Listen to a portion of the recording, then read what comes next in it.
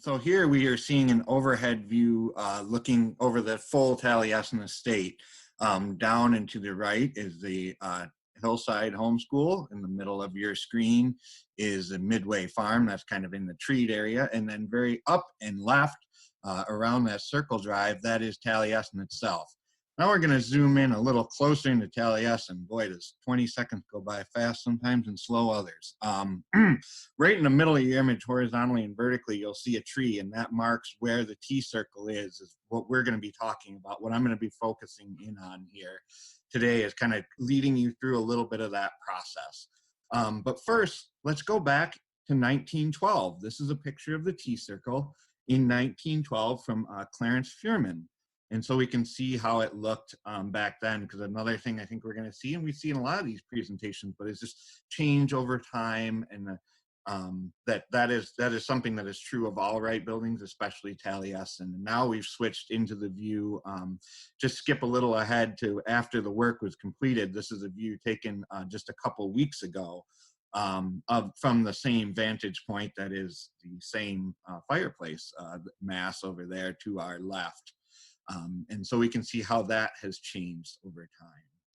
This is the first, and then this is the first appearance of the T-circle in a Taliesin 1 drawing circa 1911, because that is the T-circle started with Taliesin 1. Taliesin was originally built.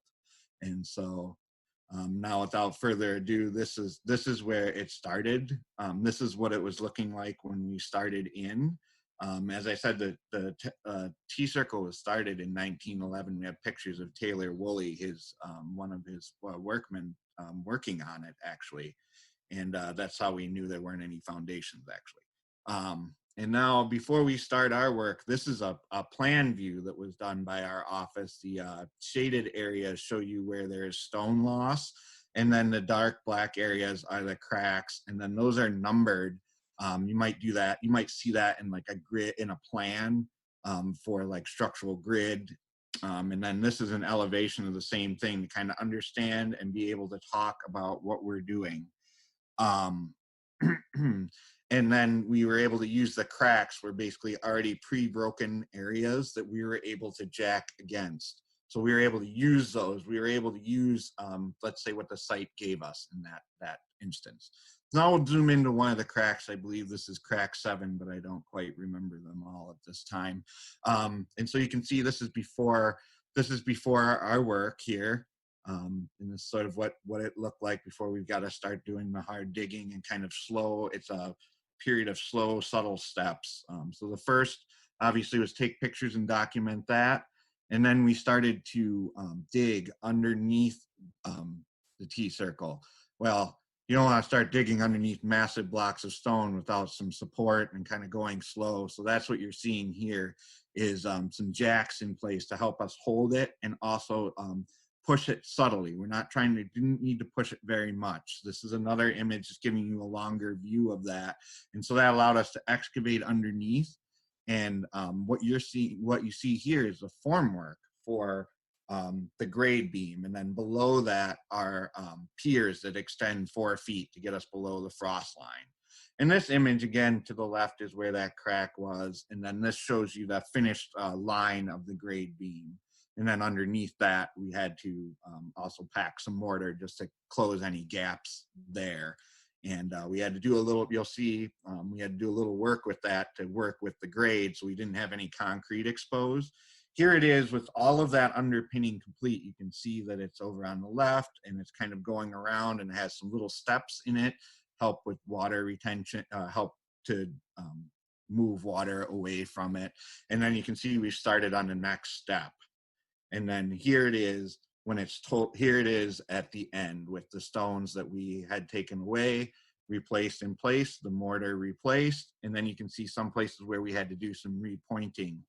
So it was a series of small steps that got us here, you know, day by day, sometimes hour by hour, minute by minute. This picture here, of course, when we're starting this, we had to figure out what the actual radius of the T-circle is. And that table actually has a mark on it where that radius is. And then to the left, you see a piece of plywood that looks rather unassuming.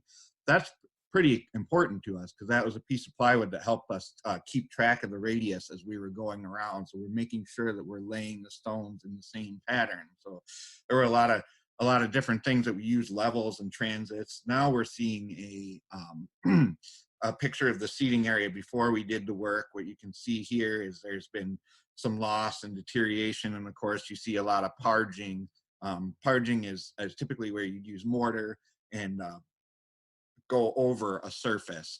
What happened here is with the T-circle, over time it started to get more and more parging to repair it because it was there from 1911, and Wright kept kind of working on it, and so that's sort of where we got there.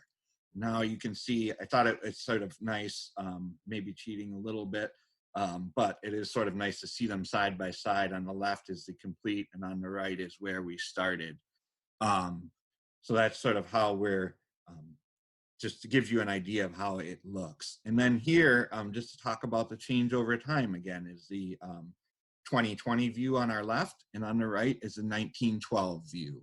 And so you can see over time, some of those oak trees have died. In fact, that oak tree that is in the center of the T-circle is a descendant of those oaks. It was planted.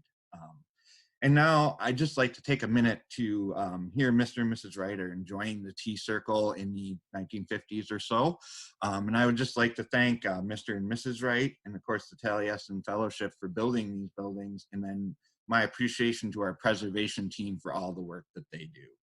And thank you for taking the time to check in and listen to all these great presentations.